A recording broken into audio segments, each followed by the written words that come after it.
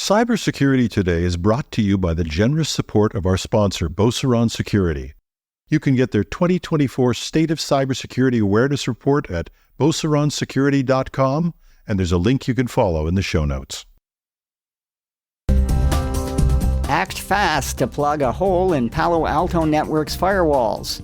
A Canadian comedy festival loses over $800,000 in an email scam, and more.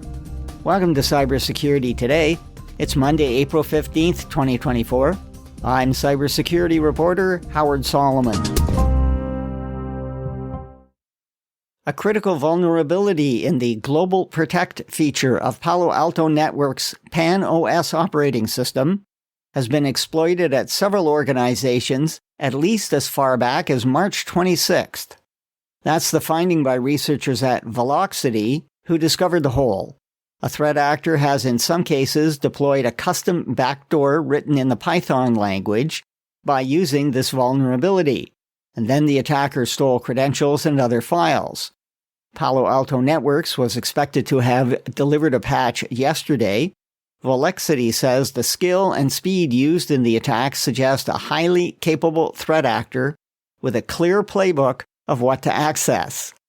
Network administrators using Global Protect firewalls should either install the patch or recommended mitigations.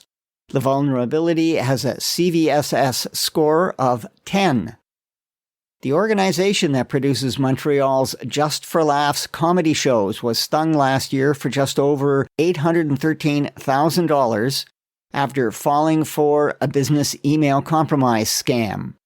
The Quebec news service La Presse discovered court documents showing the financial controller fell for emails tending to be from a company shareholder, instructing a switch of the bank account where management payments should go. The scammer was convincing because they created an email account with an extra S at the end of the sender's domain that came close to the spelling of a real email account. Now, unfortunately, there are no protections in the global Internet registry system to stop domains from being created with almost identical names to real companies. It's imperative that financial department employees confirm in independent ways any requested changes in payment procedures that are asked for by email, voicemail, or video call. Staff shouldn't use email messages or phone numbers in the email from the sender asking for the change to get confirmation. A former senior IT security employee has been sentenced to 3 years in prison by an American judge for hacking into smart contracts of cryptocurrency exchanges 2 years ago. The man stole over $12 million in digital coin. Shakib Ahmed received the sentence Friday after pleading guilty to computer fraud. According to the news site Hacking But Legal, Ahmed worked for Amazon. A threat actor has posted data stolen from a partner of Canadian retailer giant Tiger. The Bleeping Computer news service said the database was posted on a hacker forum with information allegedly on 2.8 million customers. It's available to any hacker forum member for the price of 8 credits. Members get credits for doing something as simple as commenting on a post or contributing to a new post. Are you worried about the recently discovered compromise of the maintainer of a critical Linux package? And that's the scheme where a threat actor took 3 years to gain the confidence of those helping to oversee the package before switching it for a malicious version. Well, the U.S. Cybersecurity and Infrastructure Security Agency issued a reminder that it's been working on ways to improve open source security for a while. It backs the Secure by Design initiative with steps for developers on building safe applications using open source components. There's a link to the agency's blog on this in the text version of this podcast at itworldcanada.com and technewsday.com. The City of Toronto has budgeted $1 million to cover the costs of last October's ransomware attack on the Toronto Public Library system. Reporter John Lornick says the number includes almost $700,000 for cybersecurity experts and related IT system remediation and restoration costs. It also includes $160,000 in legal costs and $74,000 for credit monitoring services for employees who had their data stolen. All of the library's 500 computers had to be wiped and rebuilt. Meanwhile, the city also has to deal with a January ransomware attack on the Toronto Zoo.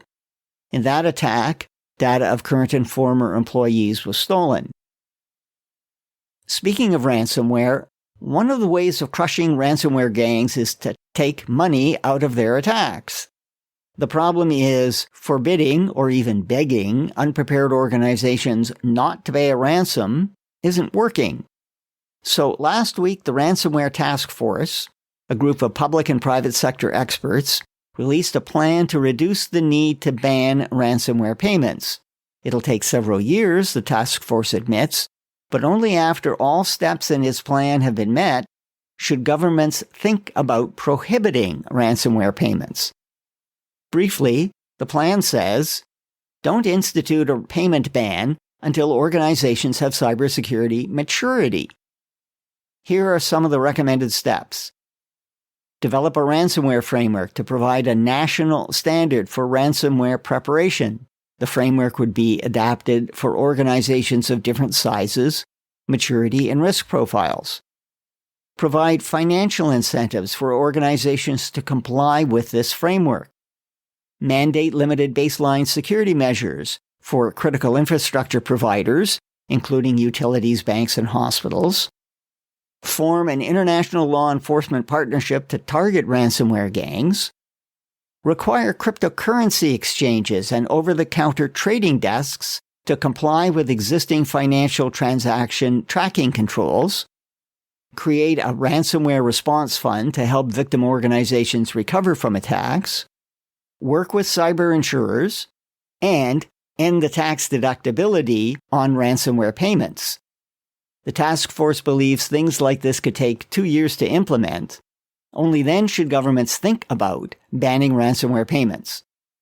Meanwhile, there's nothing stopping your organization from toughening up its cybersecurity defenses. That's it for now. Links to details about news mentioned in this podcast episode are in the text version at itworldcanada.com and technewsday.com in the US. Follow Cybersecurity Today on Apple Podcasts, Spotify, or add us to your flash briefing on your smart speaker. Thanks for listening. I'm Howard Solomon.